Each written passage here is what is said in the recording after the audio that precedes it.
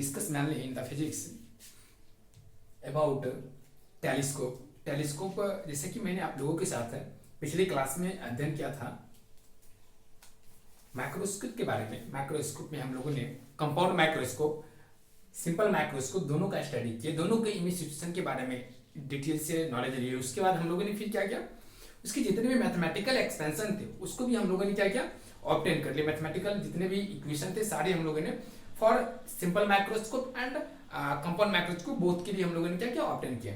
और आप लोग से गुजारिश है कि आप लोग क्या करें कि बहुत ही कॉमन क्वेश्चन है कई बार एग्जामिनेशन में अबाउट सिंपल माइक्रोस्कोप और compound microscope. Generally compound microscope पूछा जाता है, तो इस दोनों फैक्ट को आप लोग याद रखें, दोनों के बारे में थोड़ा बहुत जाने और दोनों के इक्वेशन को जरूर जाने और कोशिश करें कि खास करके माइक्रोस्कोप का जरूर उसका रे डायग्राम सीख लें। माइक्रोस्कोप के बाद एक और भी टर्म आता है जिसको लोग टेलीस्कोप के नाम से जानते हैं। जैसा कि आप लोग को मालूम होगा कि टेलीस्कोप की क्या मतलब होता है। टेलीस्कोप एक ऐसा ऑप्टिकल डिवाइस होता है जो किसी दूर की वस्तुओं को क्या करता है, हम लोग को लार्ज दिखाता है। क्योंकि जैसे मान लीजिए सन है, तो यहाँ से सन जो काफी छोटी लगती है, एज ए पॉइंट नजर आती है, एक स्मॉल स्फेरिकल शेप का नजर आता है। बट यहाँ से अगर उसकी डिस्टेंस, बट अगर आप माइक्रोस्कोप से देखेंगे, सॉरी टेलीस्कोप से देखेंगे, तो उस ऑब्जेक्ट को भी मैग्नीफाइड कर देता है, बड़ा करके उसके बाद ये हम लोगों को दिखाता है। सिमिलरली बहुत सारे ऐसे एस्ट्रोनॉमिकल ऑब्जेक्ट्स है जिसको देखने के लिए हम लोग क्या करते हैं, टेलीस्कोप का यूज करते हैं। तो सबसे पहले हम यहाँ पे रे डायग्राम पहले बना लिए, क्योंकि ताकि वीडियो जो है मेरा शॉर्ट बने, इसलिए हम लोगों ने क्या किया, पहले रे डायग्राम को पहले बना लिया। आप देखिए सबसे पहले रे डायग्राम को समझने से पहले सबसे पहले इसके कुछ डेफिनेशन वगैरह और इसके जो इंपॉर्टेंट फैक्ट्स हैं उसको हम लोग समझ लेते हैं। फिर with the help of ray diagram we conclude all final result which is related to telescope. तो हम लोग क्या करेंगे, सबसे पहले इसके डेफिनेशन और कॉमन फैक्ट्स जो हैं, टेलीस्कोप किस तरह के होते हैं, क्या क्या होते हैं, ये सारी बात अगर हम जान लेंगे तो उसके बाद फिर मैं बाद में इसके बाद हम लोग क्या करेंगे, इस रे डायग्राम को एक्सप्लेन करेंगे। तो सबसे पहले हम लोग लेते हैं कि what do you mean by telescope. तो बहुत ही सिंपल डेफिनेशन है जो कि आप लोग नीचे क्लास में भी पढ़े होंगे, तो लिखना है, it is an optical instrument, it is an optical instrument, it is an optical instrument that helps to visualize clearly distant object। मतलब ये हुआ कि ये एक ऐसा ऑप्टिकल डिवाइस है या इंस्ट्रूमेंट है जो क्या करता है, distant object. What do you mean by distant object, जिसको हिंदी में हम लोग बोल सकते हैं जो दूर स्थित ऑब्जेक्ट है, यहाँ से जो दूर है उसको देखने में हम लोगों को क्या करते हैं, मदद करते हैं। तो टेलीस्कोप जो होता है इसका ये डेफिनेशन हो गया। और एक और भी डेफिनेशन होता है, हम लोग का सिंपल टेलीस्कोप का डेफिनेशन हुआ, लेकिन इसके अलावा एक और भी होता है टेलीस्कोप जिसको हम लोग टेरेस्ट्रियल सॉरी एस्ट्रोनॉमिकल टेलीस्कोप कहते हैं। तो एस्ट्रोनॉमिकल टेलीस्कोप का मतलब क्या होता है, उस चीज को हम लोग देखते हैं। लिखिएगा द टेलीस्कोप, इसी को थोड़ा सा हम लोग मिटा लेते हैं। आई थिंक आप लोग लिख लीजिए पहले फट से वीडियो को पॉज करके। अब मैं आप लोग को बताता हूँ कि एक और टर्म आता है, क्योंकि यहाँ पे मिटा के लिखना पड़ेगा, क्योंकि यहाँ पे हम लोगों ने क्या किया, पहले ही रे डायग्राम बना दिया आप लोगों को समझाने के लिए। थोड़ा सा इस डी को ऊपर लिख लेते हैं। देखिए, तो दूसरा जो आप लोग का एक टर्म आता है जिसको हम लोग एस्ट्रोनॉमिकल टेलीस्कोप कहते हैं, इस बात को भी आप लोग याद रखें। एस्ट्रोनॉमिकल टेलीस्कोप, एस्ट्रोनॉमिकल टेलीस्कोप लिखिएगा, द telescope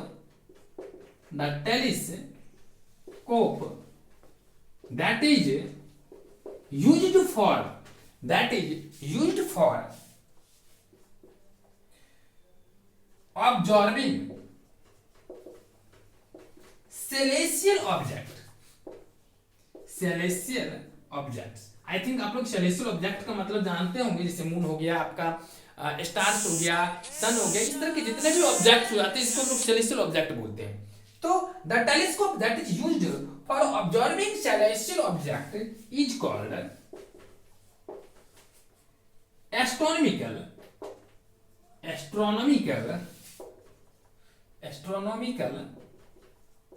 टेलीस्कोप। तो यह इसको हम लोग कहते हैं एस्ट्रोनॉमिकल टेलीस्कोप। तो टेलीस्कोप की बहुत सारी यहाँ पे ये इसका मैंने सिंपल सा डेफिनेशन आप लोगों को बताया। अब एक इंपॉर्टेंट बात और भी मैं आपको बता देना चाहता हूँ कि एस्ट्रोनॉमिकल, इससे पहले जो आपको मैंने सिंपल माइक्रोस्कोप, उसके बाद आपको कंपाउंड माइक्रोस्कोप को बताया था। सिंपल माइक्रोस्कोप के बारे में तो मैंने आपको बताया था, it is nothing just like a converging lens. But मैं आपको एक चीज और बताना पसंद करूंगा कि कंपाउंड माइक्रोस्कोप में अगर आप गौर किए होंगे तो वहां पे इस दोनों में एक छोटा सा डिफरेंस था। कहिए क्या डिफरेंस था? तो यहां पे क्या था कि उसमें जो था आई पीस का जो आपका फोकल लेंथ होती थी वो बड़ा होती थी, किसके रिस्पेक्ट में? ऑब्जेक्टिव लेंस के रिस्पेक्ट में। But in the telescope you observe that focal length of objective lens, or you can say that aperture of objective lens is larger than the eyepiece, and objective lens placed similar as objective lens and eyepiece placed similar as coaxially on a axis, that means principal axis, as a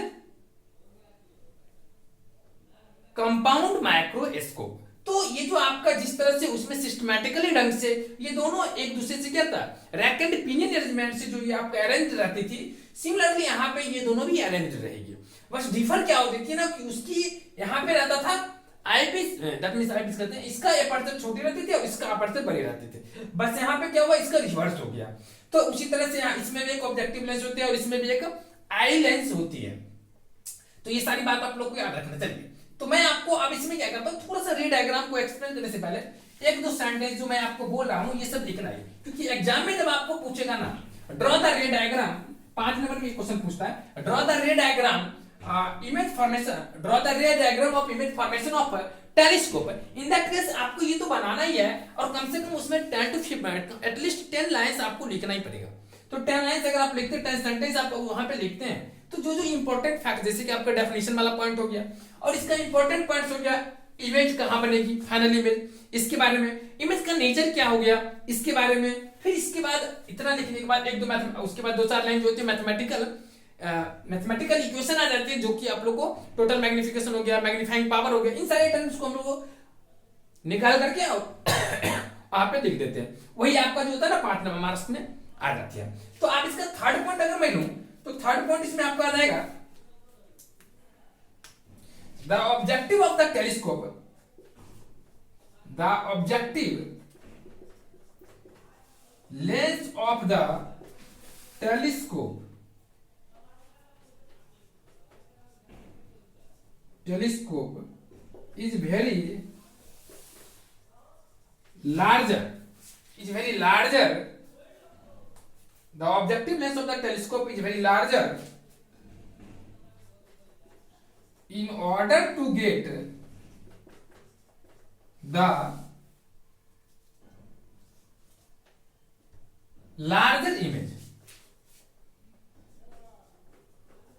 with sufficient या sufficient ही सही है, नहीं तो आप यहाँ पे लिख सकते हैं सबस्टांशियल भी लिख सकते हैं, वो भी सही है, सबस्टांशियल with substantial intensity of light,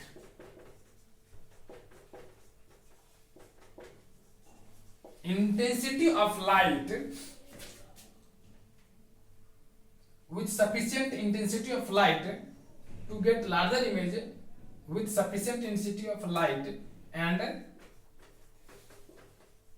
clarity of image।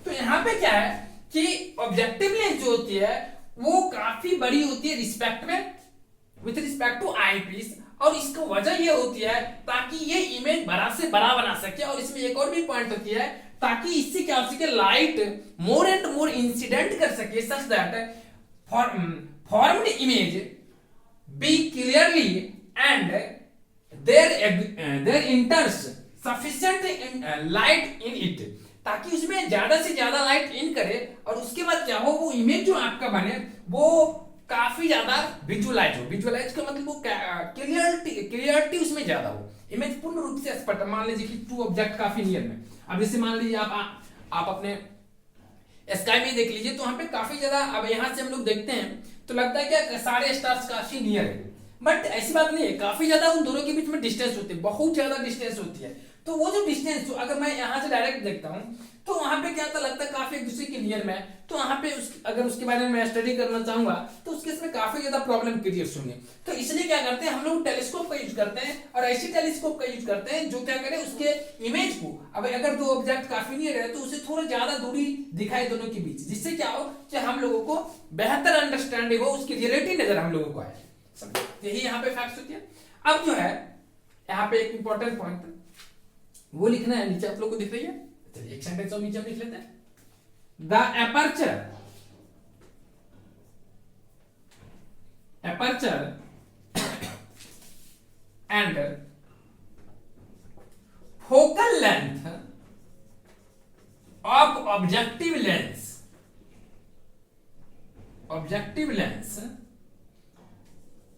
is much greater than eyepiece. तो इस पॉइंट को याद रखेंगे क्या कि इसकी जो फोकल लेंथ या एपर्चर होती है इससे काफी ज्यादा होती है, क्योंकि क्लियरली है ना कि इससे जब इसकी साइज बड़ी है तो ऑटोमेटिक इसकी फोकल लेंथ और एपर्चर दोनों की क्या होगी, बड़ी होगी। नीचे में हमने सेंटेंस लिखा the aperture and the focal length of objective lens is much greater than the eyepiece. चलिए इसके बाद इसका इंपॉर्टेंट पॉइंट क्या है याद रखिएगा, वो भी हम लिख लेते, इसको मिटा लेते, देखिएगा।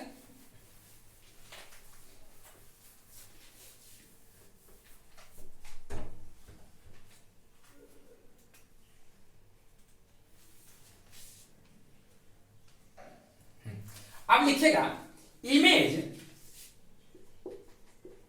The image formed by objective lens, the image formed by objective lens between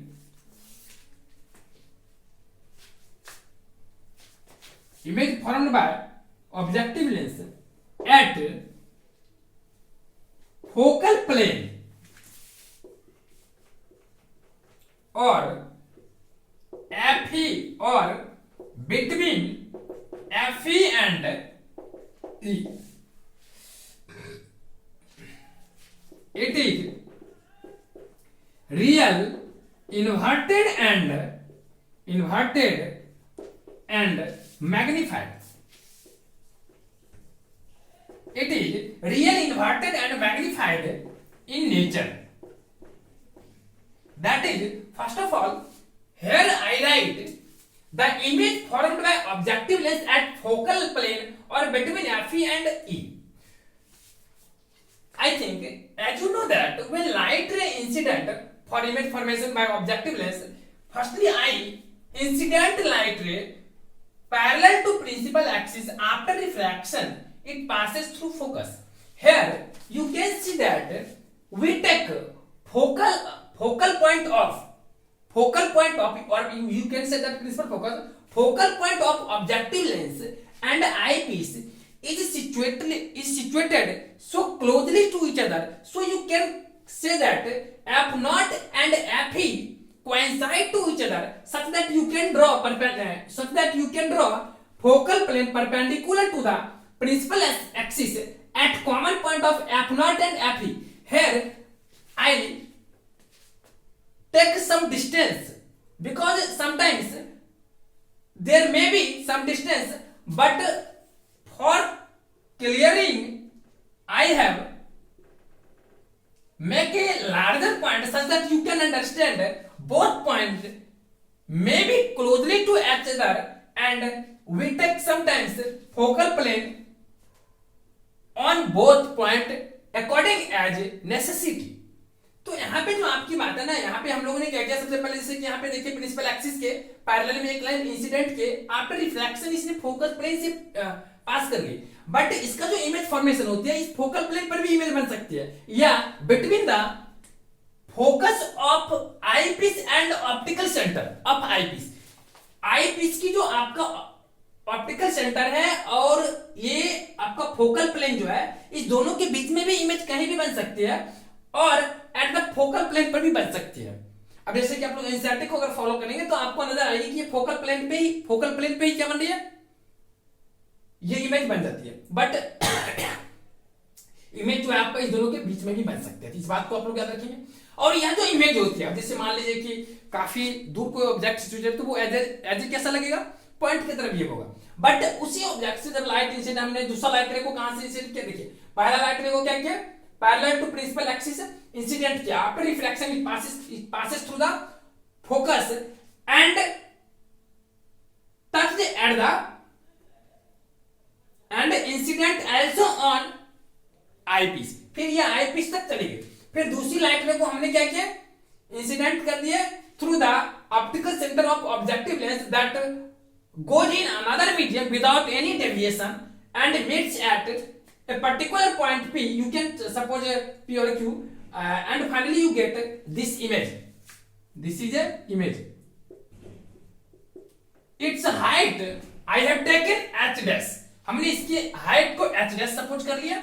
अब देखिए यहाँ पे जो है, ये मैंने इस एंगल को अल्फा लिया, ये एंगल जो है आपका अल्फा है, एंगल अल्फा जो है आपका एंगल मेड बाय, ये जो आपका एंगल है इस ये देखिए, अब यहाँ पे एक इंपॉर्टेंट बात है आपको बता रहा हूं कि ये जो एच डैश है ना, आप यहाँ भी ले सकते हैं, यहाँ भी ले सकते हैं, इसके बीच में कहीं भी ले सकते हैं, यहाँ भी ले सकते हैं। लेकिन आप जब मैथमेटिकली जब इसका इक्वेशन ऑब्टेन करेंगे ना, तो आप क्या कीजिएगा कि ऑब्जेक्ट को इस पर लीजिएगा, इससे आपको सहूलियत मिल जाएगी। ठीक, इससे क्या सहूलियत मिलेगी, आप देखिए इसी तरह से इमेज बनाइएगा। ठीक, तो यहाँ पे अगर आप इमेज बनाइएगा ना, तो इससे सहूलियत क्या होगी कि ये जो आपका अल्फा है ना, यहाँ से अगर कोई ट्रिग्नोमेट्रिक रेशियो लेते हैं, जस्ट लाइक यहाँ पे अगर 10 अल्फा लेते हैं तो परपेंडिकुलर बाय बेस इजीली ले सकते हैं। और फिर देखिए एक एंगल आप यहाँ पे क्या करेंगे, यहाँ से अगर आप बीटा लेते हैं तो नॉर्मली क्या होता है कि अगर यहाँ पे आप इमेज बनाते हैं तो ये लाइट रे डायरेक्टली यहाँ जाएगी, तो आपका बीटा भी स्पष्ट रूप से आपको नजर आएगी। एक तो आप यहाँ पर देख लीजिए, इसको आप इस रे डायग्राम को बना लीजिए, फिर हम इक्वेशन ऑब्टेन करने के लिए आपको स्पेशली वो हम आपको बता देंगे कैसे करेंगे, ये आप लोग समझ गए। या आप यहाँ पे करेंगे, इसको बीटा मान लीजिए, क्या मान लीजिए, बीटा। अगर आप इसको बीटा मानते हैं तो ये तो हाइट जो है आपका, ये इसकी हाइट जो होती है इसके करीब करीब बराबर हो जाती है। ठीक, मैं आपको बता रहा हूँ, एक मिनट पहले यहां तक लिख लिए कि the image formed by objective lens at focal plane or between Fe and E, it is really inverted and magnified in nature. Further, it is magnified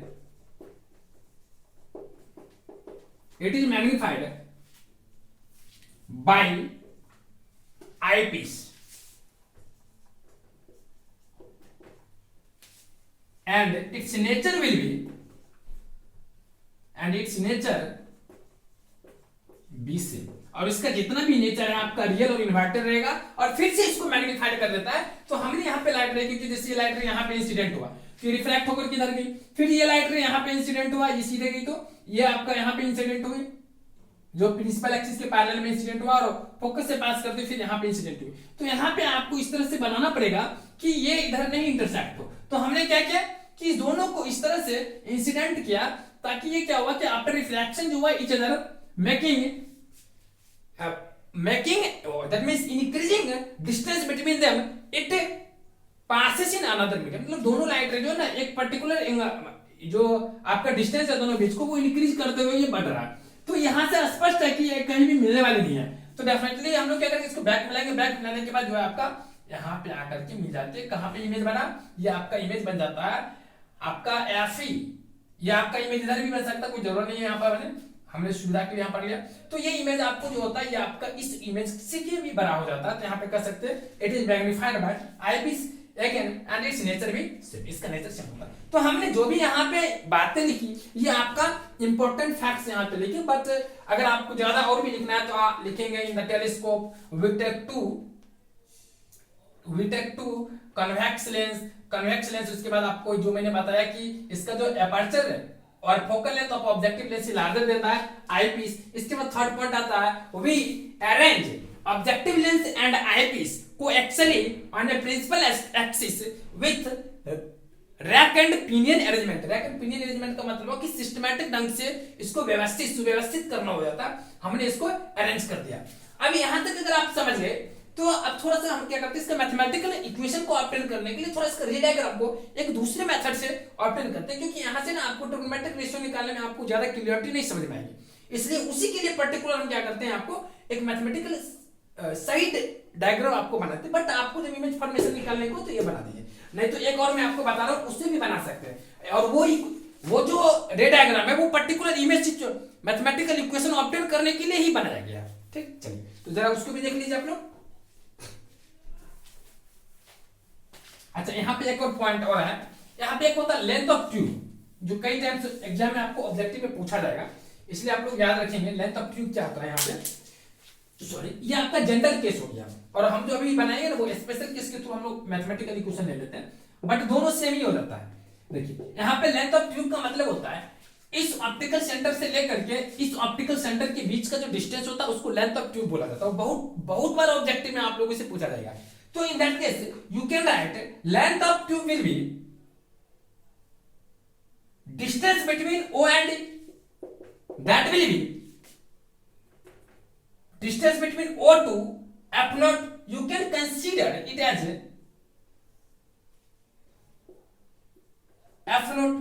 ये मेरा क्या है, ये आपका F naught की तरह ट्रीट हो रहा प्लस, और अगर यहां से यहां तक की बात करते हैं, अगर मान लीजिए यहां से यहां तक की बात करते हैं, तो ये आपका क्या है, ये आपका ऑब्जेक्ट डिस्टेंस फॉर, क्योंकि ये जो ऑब्जेक्टिव लेंस के लिए जो आपका इमेज हो गया वही आई पीस के लिए ऑब्जेक्ट हो गया, तो इसका मतलब ये आपका क्या हो गया, यूई। तो इस बात को याद रखेंगे, किसके लिए ये हो गया आपका, देखिए ये यूई हमने इसलिए लिखा क्योंकि यहां से यहां तक डिस्टेंस ले लेते हैं, या आपको मैं बता रहा हूं जैसा कि यहां तक तो ये स्टेटमेंट आप लिख लिए, और जैसा कि मैंने आपको बताया था कि ये जो ऑब्जेक्ट होता है मेनली रूप से हम कंसीडर करते हैं कि फोकल प्लेन पर ही बनता है, और जब ये इमेज फोकल प्लेन पर बनेगी तो डेफिनेटली रूप से आप यूई को किससे रिप्लेस कर सकते हैं, एफ ही से, क्योंकि यहां से यहां की डिस्टेंस हो गया आपको एफ ही कहलाएगी, तो आप इसको लिख सकते हैं एफ नॉट प्लस एफ। ये इक्वेशन याद रखेंगे, ये फाइनल रिजल्ट ज्यादा करके एग्जाम में पूछा जाता है, ये बहुत कम लिखा रहता है, ठीक, तो इसको ही आप लोग याद रखेंगे। ये हो गया क्या चीज, लेंथ ऑफ ट्यूब,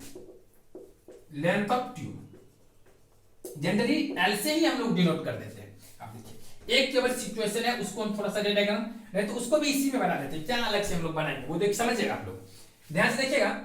जैसा कि हमने बोला कि इमेज हम लोगों ने क्या किया, थोड़ा सा इसको मिटा लेते हैं तब आपको समझ में ज्यादा आएगी, मिटा ही लेते हैं, जब इतना काम कर ही लिए तो मिटा लेते हैं। देखिएगा ध्यान से, तो हम क्या करते हैं,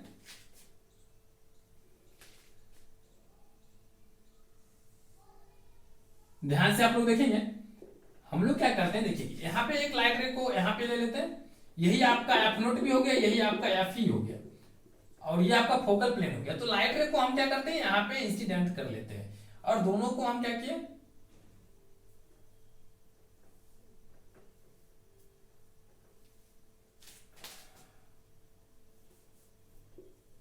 देखिए अब आपको सही सही मिलेगा, ये हो गया।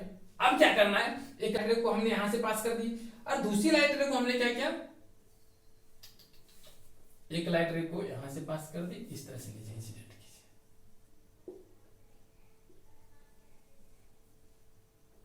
पैरेलल नहीं इंसिडेंट कर रहे, इसको इस तरह से इंसिडेंट किया, हो गया। एक ऐसा केस होगा कि इस तरह से लाइट इंसिडेंट करेंगे, क्योंकि लाइट को आप किसी तरह से इंसिडेंट कर सकते हैं, हमने एक पर्टिकुलर केस में इंसिडेंट किया ताकि ये फोकल प्लेन पर इतनी हाइट से एक इमेज को बना डाला। अब फिर क्या किया, एक लाइट रे को यहां से इंसिडेंट कर दिया और एक इधर से ले गया, ठीक, थोड़ा सा ये थोड़ा सा आप लोग क्या करिए, इसको डिस्टेंस बना लीजिएगा, ठीक, ताकि आपको स्पष्ट रूप से पता चले।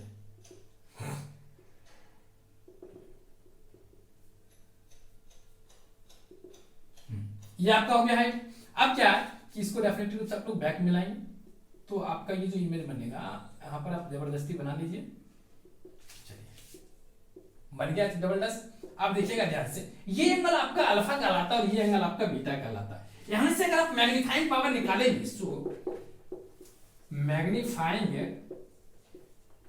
पावर आपका जो होगा, जिसको हम लोग डिनोट करते हैं क्या, जनरली में डिफाइन है 10 बीटा बाय 10 अल्फा, जिसको हम 10 बीटा बाय 10 अल्फा से डिनोट करते हैं, जहां पर आपका बीटा क्या होता है, image formed by image at an eye. तो यहाँ पर जो आपका आई पे जो बना देता है 10 बीटा, यहाँ से आपका जो हो गया ये क्या होगा, 10 बीटा बराबर h डैश बाय यूई, क्योंकि यहाँ पर tan थीटा बराबर परपेंडिकुलर बाय बेस होता है, तो परपेंडिकुलर आपका h डैश और आपका बेस जो होगा ये क्या होगा यूई, तो यहाँ पे बोल सकते हैं कि ये आपका क्या डिस्टेंस है, यूई। इस बात को भी आप याद रखेंगे, divided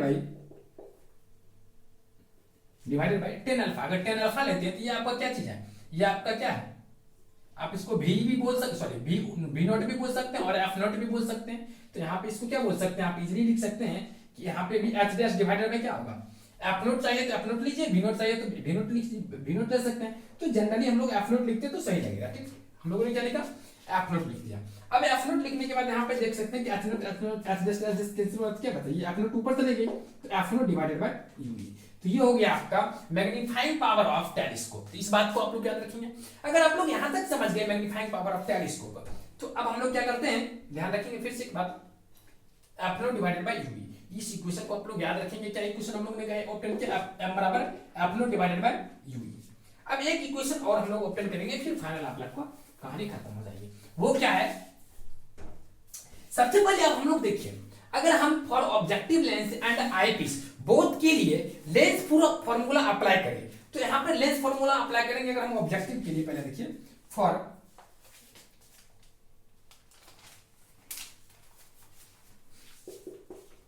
objective lens, for objective lens, देखिए यहाँ आईपीस लेंस नहीं के लिए, क्योंकि आईपीस में ही वो लेंस इन्वॉल्व है, ठीक है, लेकिन यहाँ ऑब्जेक्टिव लेंस लिखा रहता है। तो यहाँ पे आप क्या लिख सकते हैं, यहाँ पे सारा जगह को ओ नोट है, और यहाँ पे ये जितने भी हैं ओ मतलब ऑब्जेक्टिव हो जाता है यहाँ पे, ऐसे यहाँ पर ओ मतलब ऑप्टिकल सेंटर होता है। बट इसके सिचुएशन के लिए जहां भी हम ओ लगा देंगे ना, तो समझ लीजिएगा ये ऑब्जेक्टिव लेंस से रिलेटेड है। तो अगर मैं यहाँ पे लिखूं 1/v not divided by 1/u not is equal to 1/f not, that means आप लोग यहाँ से स्पष्ट समझ गए होंगे।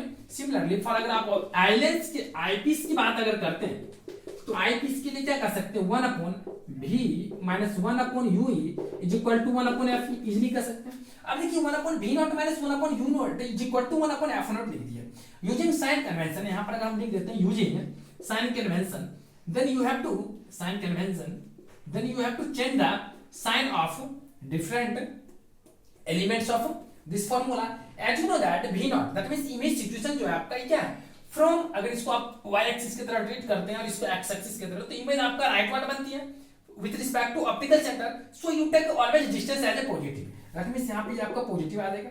फिर यहाँ u naught की बात करते हैं, तो ऑब्जेक्ट आपको लेफ्ट वाइड है, तो डेफिनेटली रूप से यहाँ पर इमेज क्या माइनस हो जाएगी। फिर आपका अगर एफ नॉट की बात करते हैं, तो आपका फोकल लेंथ ये हो गया, तो ये आपका फोकल लेंथ क्या हो गया, पॉजिटिव आ गया। अब यहां से कह सकते हैं कि अगर मैं आपसे पूछूं कि यहां से अगर आप निकालना चाहेंगे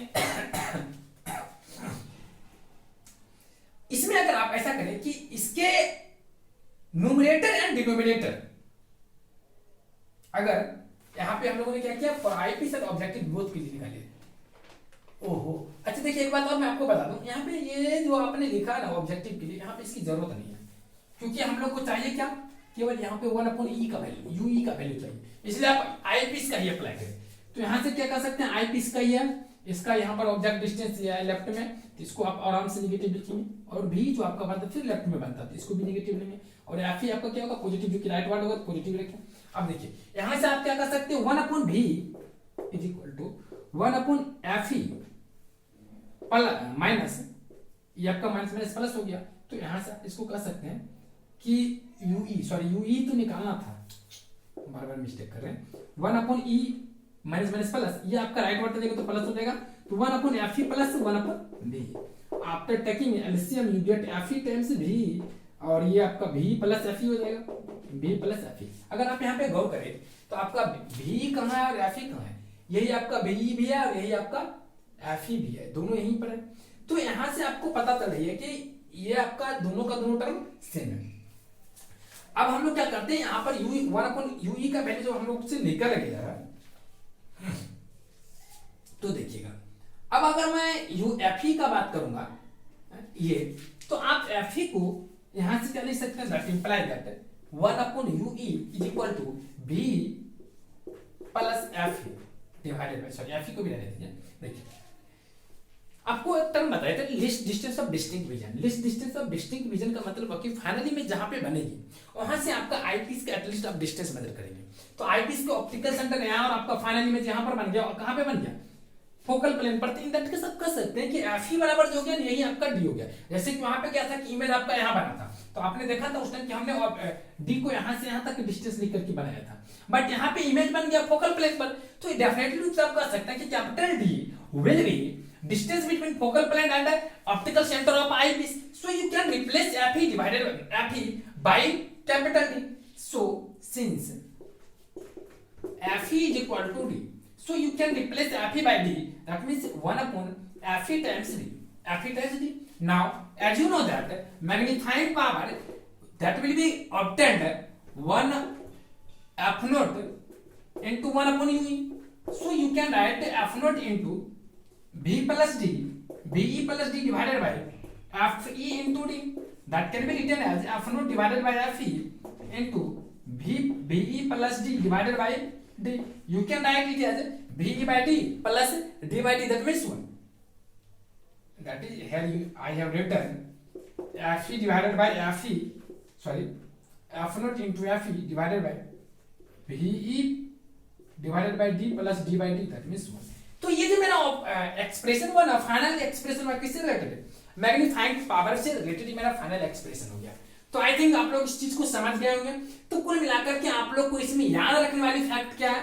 तो सबसे पहला फैक्ट है कि tube length of telescope will be F E plus F not, ये याद रखना पहला पॉइंट। ऐसे यहाँ पर यूई होता है, याद रखेंगे पहला केस ये भी याद रखेंगे F E plus U E, but यहाँ पे ज्यादा करके लोग एफ नॉट ई दोनों फॉर्मूला आप लोग याद रखेंगे। अगर for normal adjustment, normal adjustment का मतलब होता है कि अगर आपका इमेज जो होगा वो कहाँ बने, इन्फिनिटी पर बने, तो उस केस में आपका length tube length is equal to F E plus F not. Generally exam में यही पूछता है। In case of normal adjustment what will be the length of tube? In that case you have to use F E plus F not. In general case if image is formed between the optical centre of eyepiece and focal length, then you can write length of you can write length of tube will be Fe plus UE।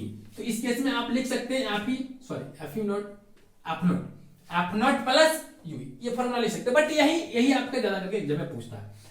अब इसके बाद एक ये आपका magnifying power से related का formula हो गया, और दूसरा जो मैंने ये आपको लिखा है ये। तो इस तीन फॉर्मूला ये किसका फॉर्मूला है? Capital M. ये मतलब ये दोनों एक ही चीज है। तो इस दो चीज को आपको याद रखना है, उसके बाद सारा चीज आपका सेम। समझ गए? तो ये तीन फॉर्मूला जो हुआ आप लोग के एग्जाम में ऑब्जेक्टिव में डायरेक्टली पूछ देता है कि what will be the which is correct. जैसे आप दे दिया magnifying power is equal to F not divided by U E, और यहां पर बोल देगा कि रेडियस, कभी-कभी तो आपको सिंबल का मीनिंग बता देगा कि F not represents focal length of objective, U E represents object distance of eyepiece सन रिप्रेजेंट कर देता। समटाइम्स आपको दे देगा कि उज्जवल मीनिंग, तो आप लोग समझ लेंगे क्योंकि ये स्टैंडर्ड सिंबल है, इसलिए मैंने सारे सिंबल एनसीईआरटी से चूज करता हूं। अब देखिए ये अम्बावली आ गया, तो एक कभी-कभी ये देगा, ये भी दे देता, क्योंकि दोनों फॉर्मूला एक ही है, केवल थोड़ा सा हमने क्या-क्या चेंज किया। उसके बाद एक इंपॉर्टेंट बात यहां पर याद रखिए, ट्यूबलेस। तो ये तीन फॉर्मूला आपका टेलीस्कोप में हो गया। अब इस टेलीस्कोप में तीन फॉर्मूला के बाद इसमें एक और इंपॉर्टेंट बात है कि आपसे पूछ सकता है कि इमेज जो बनता है वो किस तरह का बनता है। तो आप लोग जानते हैं कि इस दोनों इसमें जो आपका ऑब्जेक्टिव लेंस के द्वारा इमेज जो बनाया जाता है वो रियल, इन्वर्टेड एंड मैग्नीफाइड। फिर जाकर के उसको क्या करता है, आईपीस जो होता है अगेन उसको मैग्नीफाइड कर देता है, and finally image again formed at optical centre and focal plane may be behind the mirror. इस मिरर के ऑब्जेक्टिव के पीछे भी बन सकता है, ठीक, क्योंकि अगर फोकस पे बनेगा तो इंफिनिटी पर ही चले जाता है, बट जनरली हम लोग इस दोनों के बीच में ले लेते हैं फॉर कन्वीनियंस के लिए, सुविधा के लिए। और आपका ये जो इमेज बनता है फिर ये क्या होता है, इसको मैग्नीफाइड करता है। तो ये दो इंपॉर्टेंट पॉइंट है, इसको आप लोग अच्छे से दिमाग में याद रखेंगे। टेलीस्कोप के साथ साथ आप माइक्रोस्कोप के भी इस बात को याद रखेंगे।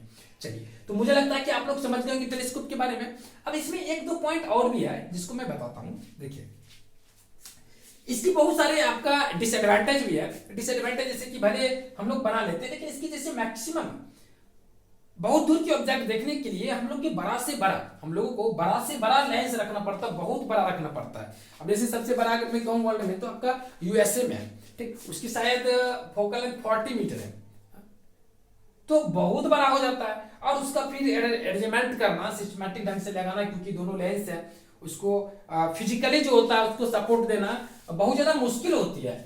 और इसके साथ अगर आप फिजिकली सपोर्ट दे भी देते हैं तो आपको कई तरह के प्रॉब्लम्स होंगे। क्रोमैटिक एबरेशन कहते हैं, या इसको हम लोग डिस्टोर्शन भी बोलते हैं। इसका मतलब होता है कि आपका लाइट रे से जैसे लाइट रे इंसिडेंट क्या सही जगह पे इंसिडेंट नहीं कर पाया। कभी कभी लाइट क्या होता है, ट्यूब में ही इंसिडेंट करके रह जाती है। ये जो ट्यूब होती है मोटी होती है, थोड़ा सी लाइन जैसे, तो इसी ट्यूब में रह जाती है, उस पार जा ही नहीं पाती थी। इससे क्या होता है कि इमेज का उसमें सही ढंग से लाइट पहुंच नहीं पाती है, इस ट्यूब में लाइट पहुंच नहीं पाती सही ढंग से, तो इमेज का क्लियरिटी नहीं आ पाती है। तो कई तरह की इसमें डिसएडवांटेज है। इसलिए क्या किया गया, इसको रिप्लेस किया गया कि किससे? एक और उसको टेलीस्कोप बोलते हैं जिसका नाम है आपका रिफ्रैक्टिव टेलीस्कोप। Refracting telescope. तो रिफ्रैक्टिंग टेलीस्कोप में क्या करता है? कुछ भी नहीं है, इस बात को आप लोग याद रखेंगे। देखिए बहुत इंपॉर्टेंट बात है, ये आपका रिफ्रैक्ट, इसको हम लोग कहते हैं रिफ्रैक्टिंग, इसको कहते हैं रिफ्रैक्टिंग टेलीस्कोप, बट इसको रिप्लेस किया जाता है एक नया टेलीस्कोप से जिसको कहते हैं रिफ्लेक्टिंग टेलीस्कोप। क्या बोलते हैं? रिफ्लेक्टिंग। याद रखेंगे, इस टेलीस्कोप को बोलते हैं रिफ्रैक्टिंग क्योंकि यहाँ पर रिफ्रैक्शन एग्जिस्ट कर रहा है। लेकिन इसी को इसमें जो कई प्रकार के डिसएडवांटेज है उसको दूर करने के लिए हम लोग क्या करते हैं, एक नया टेलीस्कोप का यूज करते हैं जिसको हम लोग कहते हैं रिफ्लेक्टिंग टेलीस्कोप। रिफ्लेक्टिंग इसलिए बोलते हैं क्योंकि हम क्या करते हैं कि जो ऑब्जेक्टिव लेंस है ना, at the place of objective lens we use a lens, जिसमें कौन सा लेंस यूज करते हैं? कनकेव लेंस करते हैं, कनकेव मिरर का यूज किया जाता है। इस ऑब्जेक्टिव लेंस की जगह पे क्या करते हैं? कनकेव मिरर का यूज करते हैं, जो क्या करता है कि सारे तरह की समस्या को दूर कर देता है, जितने भी इसमें डिसएडवांटेज है सारे। तो इस बात को आप लोग याद रखें, कई टेंस एग्जाम में ये भी पूछ देता है, तो मुझे लगता है कि आप लोग लिख लेंगे। ये आपका कौन सा है? Refracting telescope. और हमने जो अभी बोला है कि इसमें कई तरह के डिसएडवांटेज होते हैं। किसमें? रिफ्रैक्टिंग टेलीस्कोप में there are many kinds of disadvantage for replacing for removing this disadvantage we use refracting telescope in which we replace objective lens by concave mirror। कई टाइम तो आपको ऑब्जेक्टिव में डायरेक्ट पूछ जाता है कि रिफ्लेक्टिंग टेलीस्कोप में किस तरह का मिरर का यूज किया जाता है, तो याद रखेंगे कॉनकेव मिरर। और ये जो कॉनकेव मिरर यूज करने के बाद सारी इस तरह की समस्याएं दूर हो जाती है। लेकिन इसमें भी एक समस्या रह जाती है। उसमें क्या होती है? फिर एक समस्या रह जाती है, तो वो समस्या जब आ जाती है, ध्यान से सुनेंगे आप लोग, लिख लेंगे, नोट कर लेंगे, ठीक? जितनी बातें मैंने बोला सारे नोट कर लेना आपको, ठीक? तो इसमें भी मतलब रिफ्रैक्टिव में जो समस्या होती है उसमें क्या करते हैं? रिफ्रैक्टिव में ऑब्जेक्टिव होता है आपका कन्वेक्स लेंस। तो ये इसमें जो कई तरह की समस्याएं होती है उसको दूर करने के लिए हम लोग क्या करते हैं? रिफ्लेक्टिंग टेलीस्कोप का यूज करते हैं। और रिफ्लेक्टिंग टेलीस्कोप में हम क्या करते हैं कि objective lens is removed by concave mirror, और कॉनकेव मिरर यूज कर रिमूव करने के बाद इसको हम लोग कहते हैं रिफ्लेक्टिंग टेलीस्कोप। बट इसमें भी एक दो तरह की समस्या होती है। इसमें मुख्य रूप से कौन सी समस्या रह जाती है? समस्या ये रह जाती है कि जब लाइट रे इंसिडेंट करती है किसमें? इन द ट्यूब में, तो आफ्टर रिफ्लेक्शन ये सही ढंग से लाइट की इंटेंसिटी को फिर अनदर मतलब दूसरे आईपीस जो होती है यहाँ पे लगी हुई उसमें नहीं पहुंच पाती है। तो इस तरह की समस्या को दूर करने के लिए हम लोग क्या करते हैं? यहां पे एक कन्वेक्स मिरर का यूज करते हैं जिसको हम लोग कैसगेरियन जिसको हम लोग बोलते हैं, याद रखेंगे, कैसगेरियन टेलीस्कोप के नाम से जानते हैं। रिसर्च होने की मतलब जब इसका इन्वेंशन हो गया था तो उसी के नाम पे इसका नाम पड़ गया। तो मुझे लगता है कि आप लोग समझ गए होंगे क्या होता है। तो ऑब्जेक्टिव में आप लोग को पूछता है कि कैसगेरियन टेलीस्कोप में किस तरह का मिरर का यूज होता है। तो ऑब्जेक्टिव लेंस में कौन होता है? Concave mirror. और मिडिल में क्या होता है? इसका इमेज इरेक्ट बनाने के लिए, इमेज जो होती है ना इरेक्ट, यहाँ पे यूज करते हैं कि यहाँ पे इसको आप लोग लिख लेंगे। यहाँ पे क्या करते हैं? कैसगेरियन टेलीस्कोप की बात करते हैं, यहाँ पे क्या करते हैं? एक कॉन्वेक्स मिरर का यूज करते हैं। हाँ, तो हम क्या बोल रहे थे कि यहाँ पे क्या होती है कि जो कैसगेरियन टेलीस्कोप होती है इसमें हम लोग क्या करते हैं? यहाँ पे कॉन्वेक्स मिरर का यूज करते हैं, जो क्या करते हैं इस इमेज को कभी कभी बोर्ड में आपसे पूछ सकता है कि सबसे पहले देखिए ये आपको इसी तरह फिक्स रहेगी जिस तरह से रहता है। ये आपका देखिए, ये आपका कौन सा टेलीस्कोप है? ये आपका रिफ्रैक्टिंग टेलीस्कोप है। उसके बाद क्या करता है? इसमें जो डिफेक्ट वगैरह होते हैं, डिसएडवांटेज होते हैं, उसको रिमूव करने के लिए हम क्या करते हैं? यहाँ पे at the place of objective lens we use concave mirror. Further, there are also some problems or defects in this reflective telescope. Then we use a mirror that is called convex mirror in the middle of both them. दोनों के middle में एक हम convex mirror का use करते हैं जिसके काम होता है कि ये जो इमेज बनती है ना यहाँ पे, इस इमेज को मैग्नीफाइड करके इरेक्ट कर देना, मतलब इमेज फाइनल आपका यहाँ पे बन जाएगा। तो याद रखना, कैसगेरियन टेलीस्कोप जो होती है, it forms erect virtual and, जब इरेक्ट बनेगी तो वर्चुअल बनेगी, एंड मैग्नीफाइड इमेज। मैग्नीफाइड का मतलब बड़ा हो जाता है, समझ गए? तो ये बड़ा इमेज बनाता है, इस बात को आप लोग याद रखेंगे। ठीक, तो इस तरह से मुझे लगता है कि आप लोग के क्लास का जो क्लास 12 का फिजिक्स का रे ऑप्टिक्स था ये मैंने कवर कर दिया। Now we discuss mainly in another part. I think मुझे लगता है कि एक टर्म्स और बच गया, उसके बारे में थोड़ा सा डेफिनेशन डिफाइन कर लेते हैं। Some natural phenomenon of refraction of light. तो रिफ्रैक्शन ऑफ लाइट से रिलेटेड कुछ नेचुरल फेनोमेनन है जो काफी फेमस है, उस चीज के बारे में मैं आपको बता देना पसंद करूंगा। देखिएगा, आई थिंक हम लोगों ने आप लोगों के साथ में ये इसके बारे में मैंने स्कैटरिंग ऑफ लाइट के बारे में बहुत ही बेहतर ढंग से डिस्कस किया था। और एक इंपॉर्टेंट बात आप लोग याद रखेंगे, some important phenomenon of refraction of light. तो रिफ्रैक्शन ऑफ लाइट से रिलेटेड कुछ नेचुरल फेनोमेना उसके बारे में डिस्कस करते हैं। सबसे पहले फॉर्मेशन ऑफ रेनबो।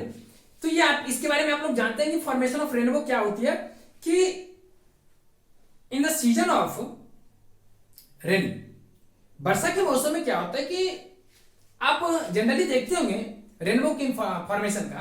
तो रेनबो का फॉर्मेशन का वजह क्या है उसके बारे में डिस्कशन करते हैं। देखिए, तो वास्तव में जो होती है ये आपका रेनबो का फॉर्मेशन जो होता है उसका उसके पीछे जो वजह होती है ना, वो वजह बनती है, वहां पे दो फेनोमेना एग्जिस्ट करते हैं। एक आपका रिफ्रैक्शन भी एग्जिस्ट करते हैं, दूसरा रिफ्लेक्शन। ये दोनों वहां पे एग्जिस्ट करते हैं, दोनों का कंबाइंड इफेक्ट होता है। रिफ्लेक्शन एंड रिफ्लेक्शन दोनों का कंबाइंड इफेक्ट होती है। बट हम लोग जनरली रिफ्लेक्शन को इग्नोर करके जाते हैं, ये करेक्ट होती है उतना ज्यादा, इसको मतलब इसको हम लोग कम पॉइंट देते हैं, लेस पॉइंटिंग, और इसका ज्यादा असर रहता है, समझ गए? तो होती क्या है कि इसका वजह क्या है बताते हैं, किस तरह से यहाँ पे एग्जिस्ट करते हैं उसके बारे में।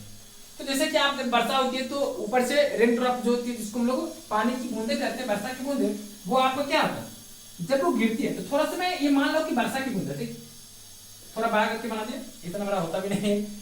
तो मान लिया कि लाइट रे ये आपका ड्रॉपलेट्स है, जब वो नीचे से ऊपर से नीचे आती है, ठीक, तो ये कई जगह पे आपको मतलब क्या, जैसे कि पैरों की टहनी पे हो गया, या आपका सी हो गया, या फिर आपका कोई प्लेन सरफेस है वहां पे हो गया, हर जगह ये जो होती है ड्रॉपलेट्स हो गया। ये आपको खास करके बेहतर ढंग से उस एरिया में नजर आएंगे जिस एरिया में आपका जो पहाड़ी इलाका होता है, क्योंकि वहां पे क्या होता है ना कि ये ड्रॉपलेट जो होते हैं प्लांट्स वगैरह के लीफ पे जो होते हैं बिल्कुल जमा रहता है। तो उसके साथ जब लाइट रे इंसिडेंट करता है तो वहां पे होती क्या है बताते हैं।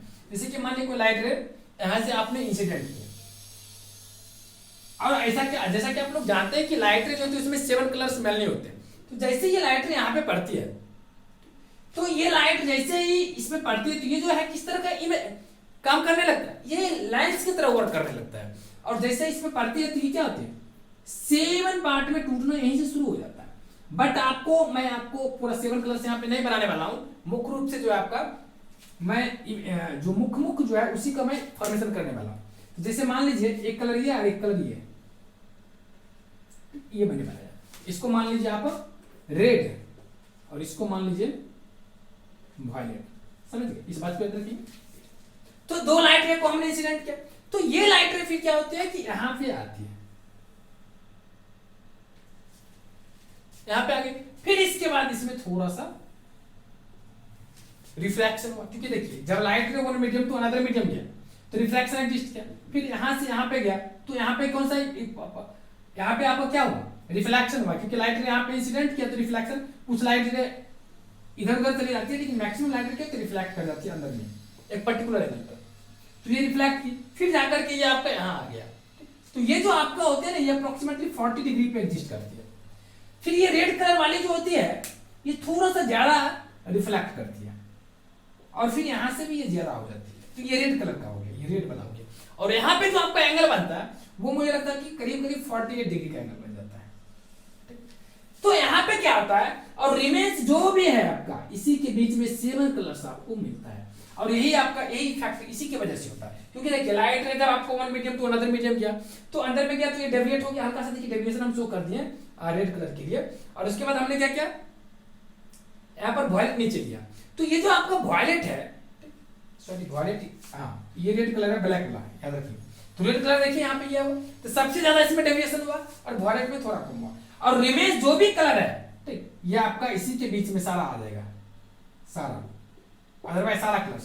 तो और उसके बाद अगर आप यहाँ से देखेंगे ओरिजिनल यहाँ पे अपने अर्थ पे, तो यहाँ पे ये 7 कलर्स क्या होगा, ये अगर आप इसका देंगे, ये अगर आपका इसका हो गया तो इसका भी क्या होगा, 7 कलर्स का एक पट्टी नजर आएगा, तो यही आपका रेनबो। तो आई थिंक मुझे लगता है कि आप लोग समझ गए कि रेनबो का फॉर्मेशन का वजह क्या होता है। तो it is a combined effect of refraction and reflection when light ray incident on droplets of water, then there exists refraction and reflection simultaneously, माने रिफ्रैक्शन भी होता है और रिफ्लेक्शन भी होती है। After refraction every color arranged such that according to its deviation power, जितने इसके डेविएशन होते हैं उसके अकॉर्डिंग क्या मतलब क्या होता है, वो एक पट्टी का फॉर्मेशन करता है, दैट इज कॉल्ड रेनबो। ये जनरली क्या होता है आपका रेनी सीजन में ही फॉर्मेशन होता है।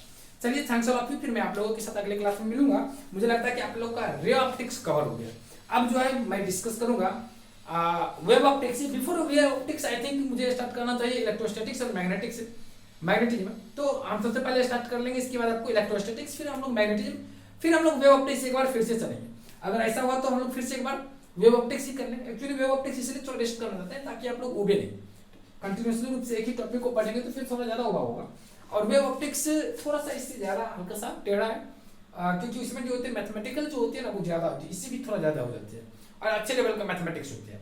और वेव ऑप्टिक्स में कुछ है नहीं, जैसा कि आप लोग को मैंने बताया था शुरू की क्लास में ही मैंने बताया था कि लाइट को स्टार्टिंग टाइम में पार्टिकल्स मान करके ठीक, जितने फेनोमेना का आज हमने डिस्कस किया, अभी तक के क्लास में इतना ही का एक्सप्लेनेशन हो पाया। लेकिन इसके बाद आप लोग जब पढ़ेंगे ना तो बहुत सारे ऐसे इवेंट्स हैं जिसको हम अगर लाइट को पार्टिकल्स की तरह ट्रीट करेंगे तो it can not be explain, उससे रिलेटेड जितना भी फेनोमेना है उसको हम लोग एक्सप्लेन नहीं कर सकते हैं। तो इस केस में हम लोगों ने क्या किया, लाइट को बाद में जाकर के वेव का फॉर्म दिया गया कि लाइट एक वेव है और इसको एलिमेंट्री मान लिया गया, इसलिए इसको 12th में दे दिया गया। लेकिन आफ्टर 12th अगर आप अगर हायर क्लास में जाते हैं तो लाइट को वेव मान करके आपको सारी चीज की स्टडी करना पड़ेगा। लेकिन ये भी एक लाइट को पार्टिकल्स मान करके भी कई लाइट से रिलेटेड फेनोमेना को इजीली एक्सप्लेन किया जा सकता था। इसलिए लोगों ने क्या किया कि इसको एलिमेंट्री में रख लिया गया, मतलब अंडर 10th 11th 12th में रख दिया गया। लेकिन जैसे ही अगर आप अपर क्लास में जाएंगे तो लाइट को वेव की तरह ही मान करके सारा चीज किया गया। और लाइट को अगर आप वेव मानते हैं तो ईच एंड एवरी लाइट से रिलेटेड फेनोमेना को एक्सप्लेन कर सकते हैं इजीली। चलिए थैंक्स ऑल, फिर मैं मिलता हूँ आप लोगों के साथ अगले क्लास में जिसमें डिस्कस करेंगे वेव ऑप्टिक्स का।